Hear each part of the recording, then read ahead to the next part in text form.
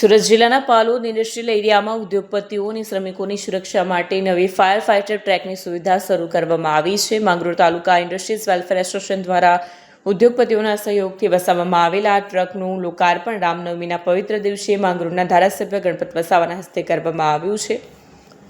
Kim ચાર રસ્તા પાસે આવેલ સંજર કોમ્પ્લેક્સ ખાતે યોજાયેલ કાર્યક્રમમાં ધારાસભ્ય ગણપતસિંહ વસાવા દ્વારા સરકાર તરફથી મળતી સુવિધાઓ વિશે પણ માહિતી આપવામાં આવી. આ પ્રસંગે એસોસિએશન પ્રમુખ જવાહર ગોંડલિયા, ઉપપ્રમુખ Sanjay Agrawal, secretary Pravin, fire truck સાધના વિસ્તારના એકમોમાં આગજની વસાવાએ જણાવ્યું હતું કે આ સમયે સુવિધા મળી રહેશે. ધારાસભ્ય ગણપત વસાવા વિસ્તારમાં 1500થી વધુ ઉદ્યોગો કાર્યરત છે.